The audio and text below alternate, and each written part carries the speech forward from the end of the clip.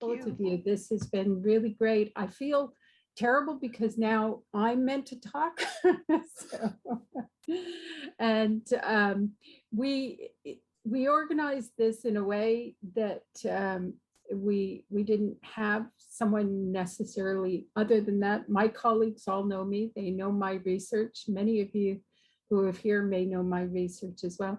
But I wanted to actually, when we were originally designing this, I was thinking that I might open and have a broad discussion, but then of course we had colleagues coming from Australia, where that if we had left them until later, it would have been much later. So it made a lot more sense for them to start. And so in essence, what I'm trying to do, I will share my screen with you now. What I thought I would do as my contribution to our day is talk about some of the issues that are related to ethics. We actually have had some of the some issues were raised by some of our previous discussions, obviously, because all of us would have had ethical considerations, and we all work closely when we're thinking about ethics. And qualitative research has a long history in terms of thinking about ethics. But for myself, I actually, to introduce myself, as I mentioned, I'm a social scientist by training. I actually trained in both sociology and anthropology, and I have an undergraduate degree in psychology. And so I'm one of those people that cuts across a number of the social sciences. And because of that, my advisor at the University of Chicago was someone who was a product out of a 1950s experiment at Harvard, where they eliminated the differences in terms of departments from sociology, anthropology, and psychology, and created the Department of Social Relations. Fred Strobeck was one of the early graduates of that program, and therefore all of his PhD students who worked with him were actively encouraged to participate in all three of those fields. So to go to conferences and to actually continue to read in journals and to be part of each of those fields. It ends up meaning that you often don't fit neatly in any one of those fields. And I, in the broadest sense, have called myself a cultural social psychologist, but there isn't a specific field of cultural social psychology. It's trying to cut across all three of those areas. The thing is that in health research, and in particular nursing, there has been a recognition of the importance of all three of those areas. And so when I took up my home in the current School of Nursing in the School of Nursing at DCU in 2018, I felt like I had found a home where I found like-minded researchers and thinkers in terms of my own work. Because I've talked about today are things that I have enjoyed hearing ever since I started working at DCU, because so many people have similar presentations or similar recognitions of the importance of these different areas. In terms of thinking about that, though, too, there is the additional component that my colleagues are. I actually also have a special field in advanced statistics, so from my PhD. So I have been a qualitative researcher since the beginning. I wrote my master's on teenage attempted suicide and did interviews with teenagers. I then did my PhD on drinking in Ireland. And yes, I sat in pubs while I was doing that. But I also, at the same time, have worked actively with survey data, have helped design surveys and do a variety of things. And as I said at the beginning, for me, it is not the method or my abilities that drive what I do and choose how I choose to do my research, but instead the research itself. Often the research I work on are things that haven't been studied enough. And so we need more information. And so qualitative research is often the case where we can have a tremendous amount of early research or in-depth research that then in other studies could be used to have more generalizable information. So, but today I wanted to concentrate on one aspect of the research that I've been doing most recently, which fits within the world of breastfeeding, but is specifically connected to what is called donor human milk services. So other mothers, helping mothers to breastfeeding, what Matilda pointed out was a bridge to breastfeeding, but specifically to talk about ethics, because for most of us, ethics can be something that we have a component of thinking about this being a negative component. But as somebody who's, I'm just going to try to move this forward, as someone who is trained in social psychology, ethics ends up being a very important part of what I have always thought about as a researcher. So when I taught social psychological theory in Canada, I spent time talking about some of the most unethical research that had ever been done, which included in particular Stanley Milgram's experiments on obedience, which many of us know, but also a variety of other studies that we could talk about as well. And so for me, doing research and thinking about how to do that research became always integral to thinking about decisions and choices. And so when I actually started the European project on donor milk banking, we had a variety of discussions about the use of ethnography, which is the method that I used for a variety of studies, but in particular for that study. And there has been an argument that qualitative research in general is about ethical decision-making, that this is a process that is part of research. So ethics is not just something we experience with our research board, but is something that we experience as researchers throughout our research, and that we make ethical decisions throughout it. Now, I've put here the brief history in terms of thinking about human subjects in research. And of course, we have, the argument is that prior to the Second World War, that we didn't have structures in place to dictate how people should be treated when you do research, and you can do. And then, of course, during the war, we had horrific experiments being done on people of a variety of natures, but that didn't stop after the war. Even with the Nuremberg Code and the Declaration of Helsinki, we had continuing other studies, in particular in health and the social sciences, as I mentioned, in particular social psychology, where we would have great ideas and we would go and do a study, often on marginalized groups like Magda talked about earlier, such as people in the sex trade or homeless studies, where people have no borders to define how they can protect themselves and have differentiation between public and private. But in terms of thinking about these things, I also mentioned here the Belmont report and the TriCouncil policy statement. Both of those, the Belmont report, because I was trained at the University of Chicago, I spent a lot of time thinking about, but Matilda and I also have just done another project where we looked at some of the influences of COVID-19 on donor human milk.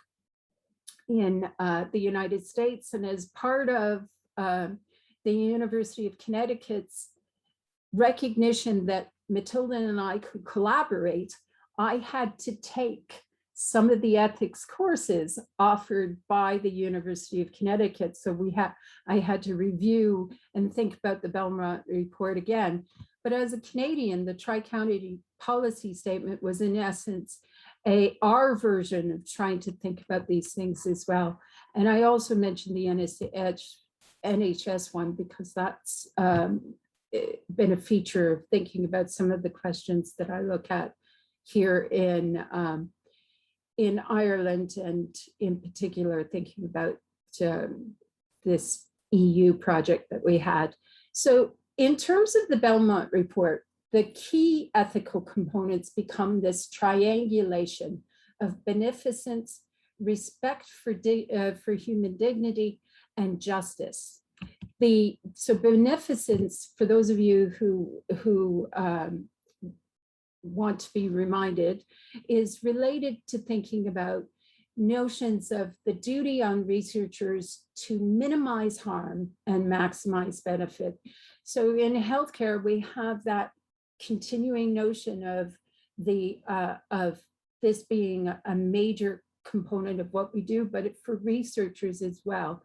We need to always think about that when we do something, would this harm the people whom we're doing research on? And this can create problems on occasions when you're doing research, because you may have conflicting things happening. There could be components of different groups involved. And so, but often it's a very straightforward decision not to hurt people by doing things, but sometimes it can create problems. So the principle of respect for human dignity is the notion of thinking about human beings as autonomous agents and actively controlling their activities.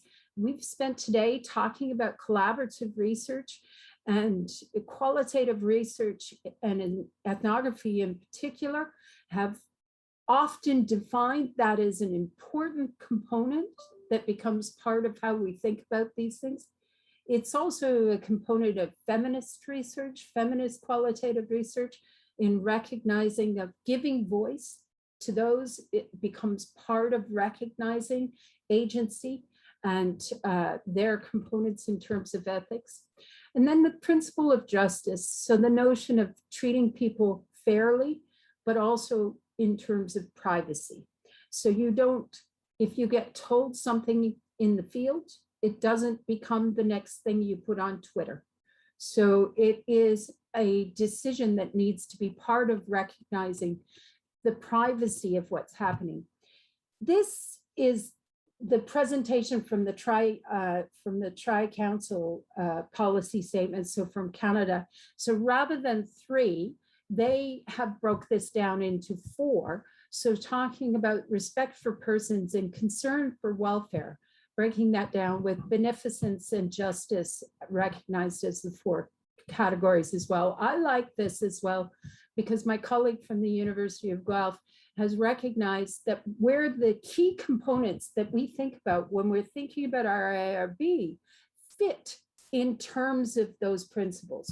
So confidentiality ends up being reminding us in terms of supporting beneficence, and anonymity being concerned for welfare. So the points that Matilda was making about where we live in a world where people want to actively have their names as part of the research is something that I experienced in my research too. And so we have a changing dynamic of ownership, and it becomes part of collaboration, but also informed consent. So recognizing what we're doing, and the point again that Matilda made as a lawyer, where people who are faced with consent forms see this as a legal presentation or a contractual presentation between people, can actually change the dynamics. So it has components in terms of thinking as a qualitative researcher. And finally, justice and privacy. So the case study of MUMI, which is my EU project. And MUMI is in fact an ancient Irish term for wet nurse. And the EU is one of these places that many of you would recognize, loves their acronyms. And I actually started with the acronym. So I had the word MUMI, and I had to go back and figure out a way to actually have that have meaning for the EU project. So we put the argument being that it stood for milk banking and the uncertain interaction between maternal milk and ethanol or ethnography. Ethanol, because part of the project was to look at lifestyle. The project itself had was ethnographic in basis, but it had triangulated data, so we had a variety of things. But the real point was to have an outcome, because often with ethnography, you'll do things and it takes a long time, and we spend a lot of time with a tremendous amount of data, and we don't actually have an outcome. So we decided that no matter what, we would have some outcome associated with this. So as it turned out, the ethnography had an outcome as well. But in relationship to ethics, what we ended up doing was this particular EU project was one of the largest projects ever up to that point that had ever been awarded funding for a social scientist to work on donor human milk. But it also had huge layers of ethics involved in it.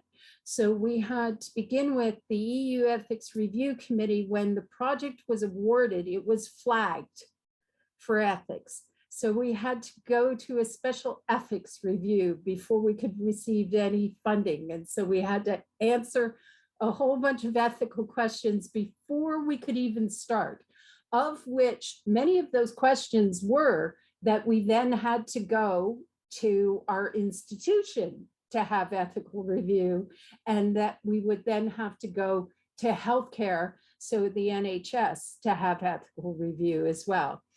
So those were the other two levels that we went through. And then at that time with the NHS Health Research Authority, the ethics review, which is for any of you who have done research in the UK, health research in the UK, you can recognize that often this is notoriously considered to be a barrier in sometimes against having research done. I had many researchers tell me that they were involved in big EU projects, and that by the time the UK version had received ethical review, the project was finished. We actually decided it did take us a year of a 2-year project to get ethical review through the NHS. And we decided that one of the first publications would be about that process. So it had that meta feature of recognizing that the actual process of receiving ethics in research became part of how we thought about it. In addition, while this happened, there was a change in the Health Research Authority. We ended up getting our acceptance, and then 1 month later, they changed the policies, because prior to that, you not only did you have to have national health HRA ethical approval, but you then had to have trust approval for every trust involved in your research. And so for us, we actually had 4 trusts across 2 in England, none in Wales. So I didn't have to translate things into Welsh, because I would have had to have done that if I'd done it in Wales. But we didn't have a milk bank in Wales, so we didn't have to do that. We had 1 in Scotland and 1 in Ireland, but we had to get ethical or research approval from each of those as well. That is no longer the case. You no longer have to do that. You just have your national approval, and then you can do your research. But that means that you lose gatekeeper access. I did have, when it goes to each of the trusts, you have gatekeeper access. For hospitals, that can mean that you can actually, if you have a problem, go back and say, oh, wait a minute, you said that was okay. We can do that. So in terms of thinking about this, I could go through a tremendous amount of things, and a lot of people have talked about the ethics of donor human milk and components like that.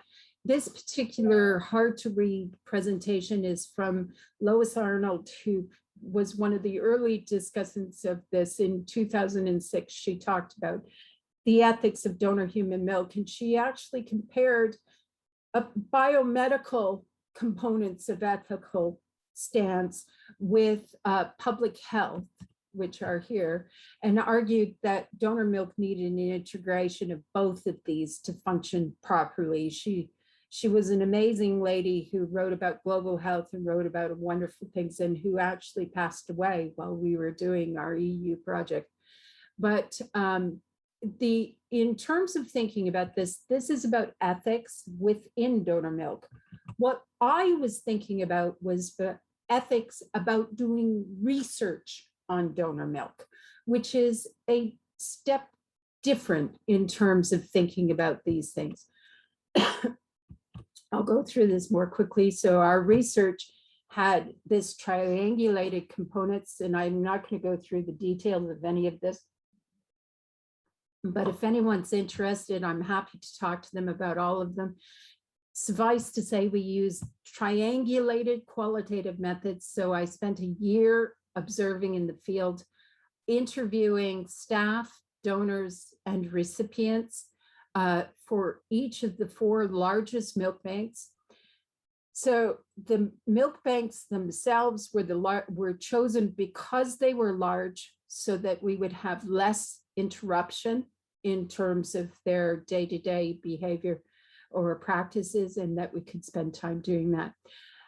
In addition, we had that component about ethanol. So because my PhD had been on drinking in Ireland, and it had been a funded PhD, an award-winning PhD, we decided that we would make an argument that that donors and the issue of alcohol would be one of the questions we would look at. This actually came from the community of human milk banking. So we asked them how and what we should, they had done research about lifestyle and had argued that lifestyle was the most inconsistent feature across Europe for milk banking at that time. And so I said we could do something about this. And we used this over-the-counter milk screen, which you dip in breast milk, and it changes color if there's alcohol in it. And this is something that women can purchase in North America. It was originally designed in the United States by a woman who was a donor to a milk bank in the US. So it was a wonderful thing that we had that. But that meant that we had to go through tissue ethics as well. To have an anthropologist having to go through tissue ethics meant that I had another layer of ethics that I hadn't dealt with before. What we saw with Lois and others, and how I've organized my work in this, is to recognize the key components, key stakeholders in terms of this world. And those include healthcare providers, who Lois called prescribers, but not just prescribers, the entire teams, the healthcare community associated with that. The milk banking staff themselves, who I spent a long time living with, the donors and recipients, who I actually grouped together as a group, an interrelated group, because mothers donate with recipients in mind, and recipients think of the mothers who donated to them and the families behind the donations. So they are intertwined. This is in terms of how we could think. I don't have enough time to go through everything here. It goes by so quickly in terms of thinking about things. So we I could go through each one of them. I have each of those categories in terms of thinking about how we think about each of them, and characteristics of things like when I was asked about informed consent, the only question I got, would I not change the word ethnography to culture, which as an anthropologist, the term culture is more vague and not as precise as the term ethnography. I agreed to do it in brackets. It's raised discussion of language is a really interesting component to that. We also have famous anonymity issues that I've mentioned, but also in terms of confidentiality and privacy, we have communication versus competition. In North America, they talk about the donor breast milk industry. And that is a nonprofit industry primarily, but in the United States, there are also for-profit components. In the UK, there is now a growing for-profit component to that as well. So this is becoming part of their characteristics. My final point is how to think about these things. And as a person with a social and cultural training, I want to think about relations associated with ethics.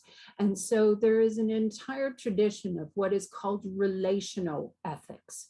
So what we talk about is how ethical decisions are intertwined for the researcher and those we are researching, and how those inform on both sides, everything involved. So for anthropologists, relationality grows out of kinship research and the notion of family and how we deal with family. But of course, family can be the ones that we love the most and spend the most time with, or fight the most as well. So it can have both positive and negative relational qualities. But still, there is a level of moral decision-making about when discussing those. That is a component. I'm not going to go through those characteristics. I'm just going to finalize that this world has expanded tremendously globally. And so what we're now planning on trying to do is to apply these ethical relational components to thinking about this on a global scale. And I'm now, right now, writing another European grant to study something to look at this globally, in particular in relationship to ethical relations, relational ethics, and breastfeeding issues and how those dynamics intertwine. Okay, so that's me. And do we have, so there we go. We don't have any questions. I figured we wouldn't. So the one component that I left out was, let's see. So the role of self, which I have called self as an important relational component. So lots of qualitative researchers talk about reflexivity, but I've talked about autoethnography as well, with the recognition of pitfalls of putting self in research. And the additional component is I've always been very open. This hand here with this little being, that's my hand. And that's that person who is my son 15 years earlier. So his hair is now in COVID times even longer than that. But Gabriel is a strong supporter for donor milk, and I am now the ethics advisor for the UK Association for Milk Making. So, okay. Any other? So, okay. So in terms of this, Mary, did you want to actually make any points about hopefully what will happen next year?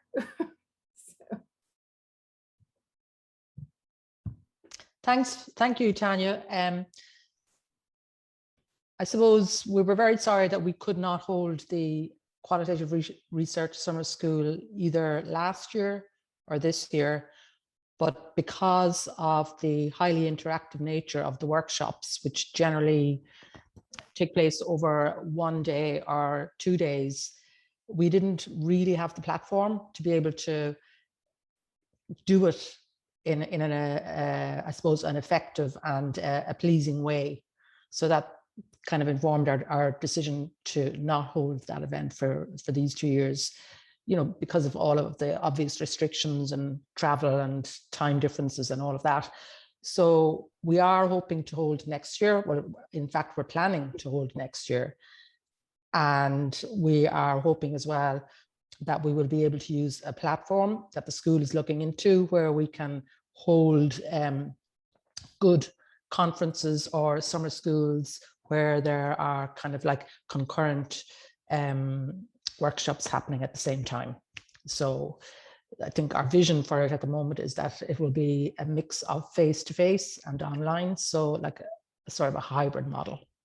That's all I have to say. And we had some really great workshop speakers and facilitators lined up for the conference or for the summer school in 2020. And I think we will probably see if those people are available for next year again, you know, because we were very disappointed that we did not have an opportunity for them to sort of showcase their expertise and their work.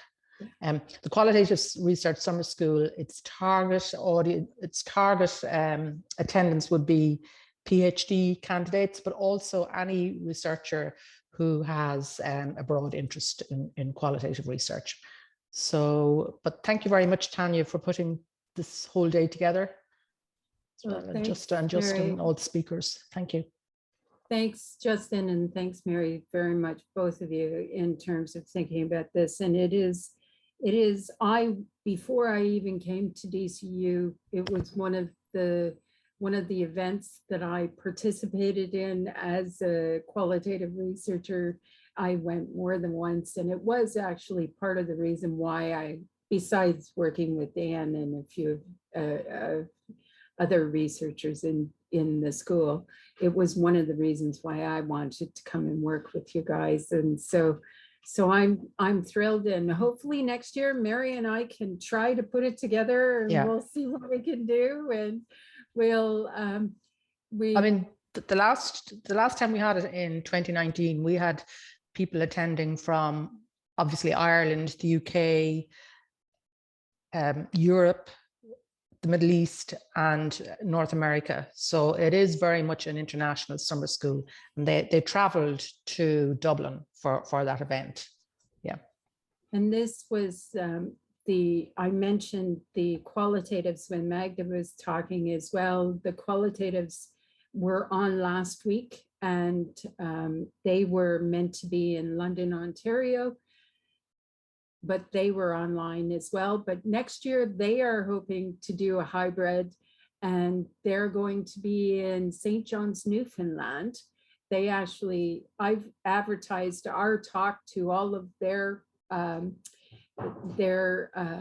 delegates, and so they have agreed to advertise our workshop next year with them as well. So hopefully we'll be able to have the Newfoundland Dublin connection happening again. I don't know if the flights are happening directly between the two places. I'm thinking of Mary McAleese, or was it Mary Robinson, that said Irish people need to just go to St. John's because they have the same accents. And I suppose as well, if any of the panelists here today would like to contribute or present at the Qualitative Research Summer School, you're more than welcome to contact. Yes, and in the audience, those people who are doing research that I don't know, or that Mary doesn't know, we will always be happy to hear about research. There is amazing qualitative research occurring all over the place, and we could have actually invited people from everywhere. Part of what we try to do is have a breadth of different perspectives, and what we were doing today was to have international as well as some contributions from different parts of our school. And so that's why we were approaching that. But we're always interested to talk to people about their research and maybe have it be presented as well. So I think we're like 2 minutes off of being done. And so do we have anyone have any other points they would like to make? No, there's just some comments in the chat, just Sorry, I missed. thanking people for their presentations and the great valuable information and the general quality of the presentations as well. That's great to hear. Thanks, Mary, because I stopped reading the chat while I was talking. So it was one of those things. And that's great to see. We will, as we also mentioned, Justin has organized recording this, and we have, I believe, permission from all of the speakers to have this available. So we're going to figure that out. And once we figure that out, we will let people know that. So Justin just pointed out to everybody that it'll be up on the site within a week or so. He's busy. So, but we do appreciate all of you coming, and we hope that you enjoyed today as much as I know I did. And I think our speakers did it as well. So we'll leave it there. Thank you so much. Thank you, Mary and Justin again, and all of our speakers, and we'll see you next time. Okay.